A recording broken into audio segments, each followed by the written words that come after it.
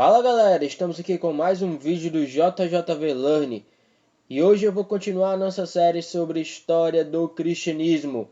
Hoje eu vou falar sobre dois grandes compositores alemães, Johann Sebastian Bach e Georg Friedrich Händel. Mas antes de falar sobre eles, já deixa o seu like aí e se inscreve no nosso canal.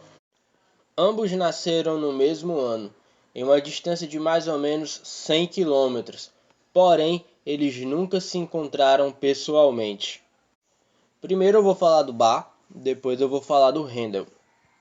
A maior parte dos integrantes da família Bach eram músicos, e não foi diferente para o Johann Sebastian. Ele recebeu educação musical tanto do pai como do seu irmão mais velho, e logo se tornou violinista na orquestra da Capela Real de Weimar. Ele se destacou muito, pois ele era um rapaz muito talentoso e acabou conseguindo o cargo de organista, que era um cargo muito considerado naquela época, ganhava muito bem. O interessante é que esse cargo era do próprio irmão dele, o irmão mais velho, que ajudou ele a desenvolver todo o seu talento.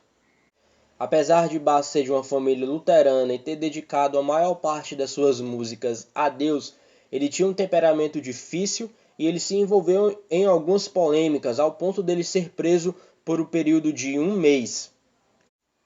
E devido a essas polêmicas, ele acabou perdendo seu cargo de organista. Depois disso, ele conheceu a sua esposa, Maria Bárbara, que era sua prima, e com ela ele teve 7 filhos. Depois da morte da Maria Bárbara, ele casou de novo, agora com a Madalena Vulken.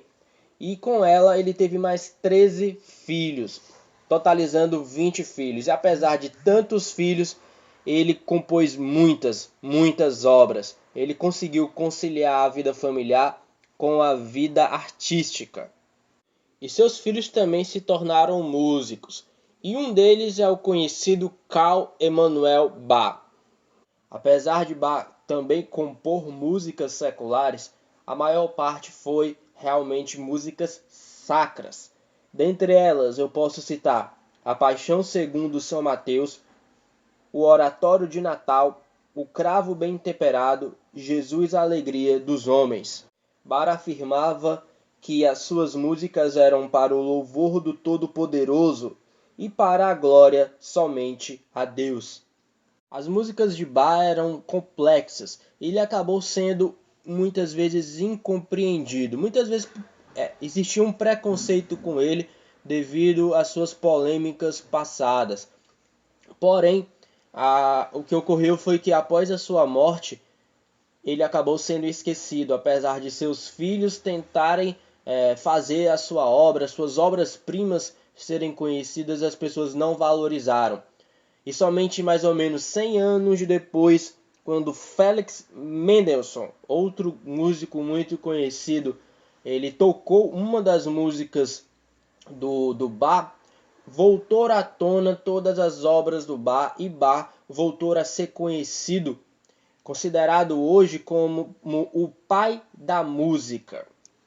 A maior parte das músicas de Bach eram louvores a Deus. Então daí a sua importância não só para a história da música, mas também para a história do cristianismo, pois o pai da música foi um cara que louvou muito a Deus através dos órgãos, através dos pianos que surgiram mais ou menos no século XVIII, e ele foi um dos primeiros a tocar piano.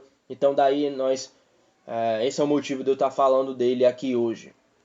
Agora eu vou falar sobre Händel, que diferentemente de Bach, não nasceu em uma família que se dedicava à música, que achava a música importante. Seu pai queria que ele fosse advogado, inclusive ele estudou direito por um ano, mas acabou desistindo e ingressou pelo caminho da música. Händel se tornou violinista pela corte de Berlim e escreveu óperas notórias em italiano. Ele trabalhava para companhias de ópera que exigiam bastante dele, e isso acabou o irritando.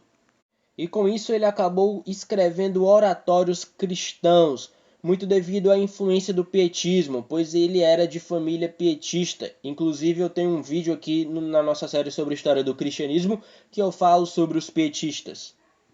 Diferente de Bach, ele saiu da Alemanha e foi morar na Inglaterra, mais precisamente em Londres, e se tornou cidadão inglês.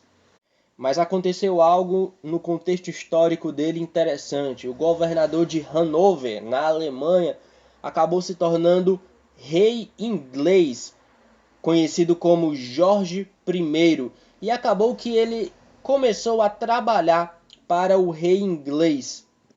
Dentre muitas obras belíssimas de Handel, uma se destaca como talvez a sua maior obra-prima, que é Messias, que ele compôs em 1742. Handel morreu em 1759 em Londres. Então eu concluo que tanto Handel como Bach, dois grandes compositores da história da música, também têm importância para a história do cristianismo, pois boa parte das suas músicas são louvores a Deus. E era isso que eu tinha para falar com vocês hoje. Espero que vocês tenham gostado. E o próximo vídeo sobre a história do cristianismo eu vou falar sobre outro homem importante da história da igreja cristã, Isaac Watts. Então até a próxima, galera. Tchau, tchau.